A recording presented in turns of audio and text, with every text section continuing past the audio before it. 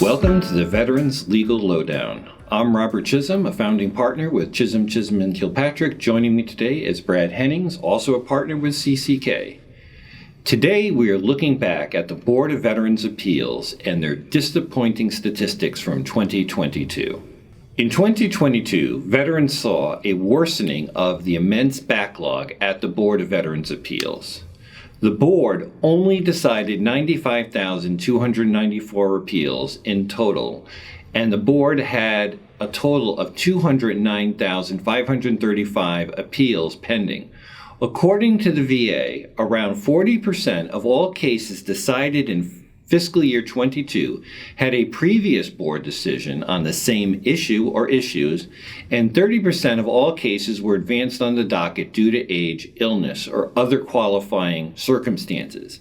What this means is that the majority of cases being decided have already either, one, been before the board before, or qualify for expedited decisions at the board. The cost per case at the board during fiscal year 2022 was $2,311, which is 36% higher than the $1,695 per case cost in fiscal year 2020. The board's budget numbers show that the BVA is doing fewer cases at a considerably higher cost. That's disappointing.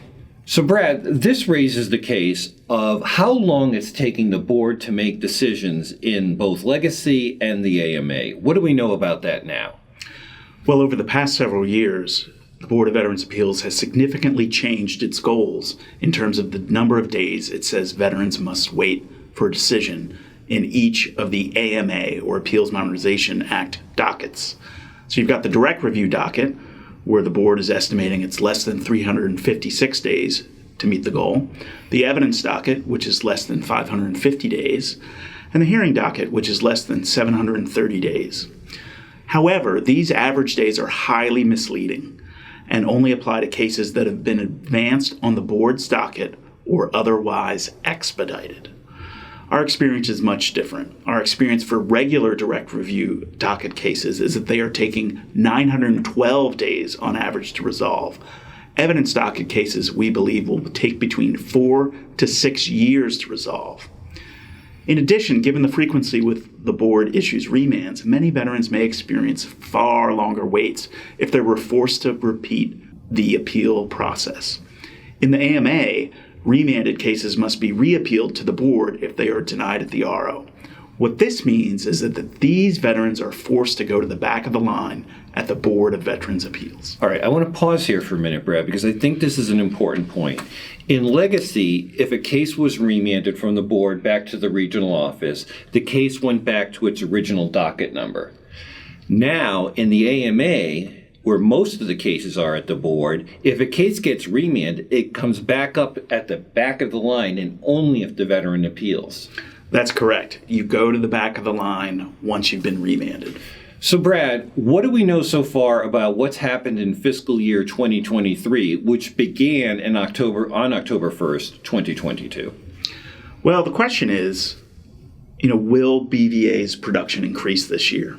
And I believe that time will tell.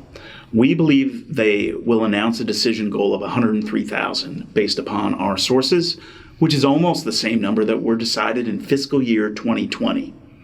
However, the board's budget has increased 63% since 2020, meaning the same number of decisions now cost the taxpayers 63% more. With that kind of funding, CCK thinks it's reasonable for the board to increase its decision output at least 20% from 2020, when it did 102,663. Therefore, the board should issue at least 123,195 decisions this fiscal year. But the board currently has 214,588 appeals pending across legacy and AMA. Since the start of this fiscal year, the board has made a total of 22,265 decisions. Approximately 73% of the decisions made are legacy appeals, while only 27% of the decisions made are AMA decisions. So what that means is if your case is in the AMA, it's likely that the board's only deciding expedited cases at this point in the AMA as they work their way through the legacy docket. That's correct. Okay. So I want to go back and point out two things. The promise of the AMA was that there wouldn't be backlogs. The reality is we have backlogs in every single lane at the board presently. Moreover, it's not just the AMA.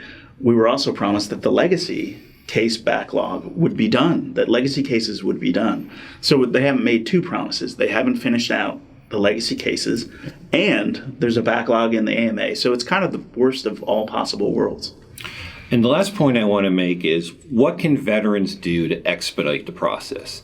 As we have mentioned in the past videos, veterans have little to no control during this process, and most claims cannot be expedited. However, we continue to recommend working with an experienced and accredited advocate on your appeal to minimize potential delays and receive a favorable decision the first time around. We will continue to monitor the situation at the board and provide updates accordingly. To learn more about the legal action CCK is taking to improve the process for veterans, check out this video below.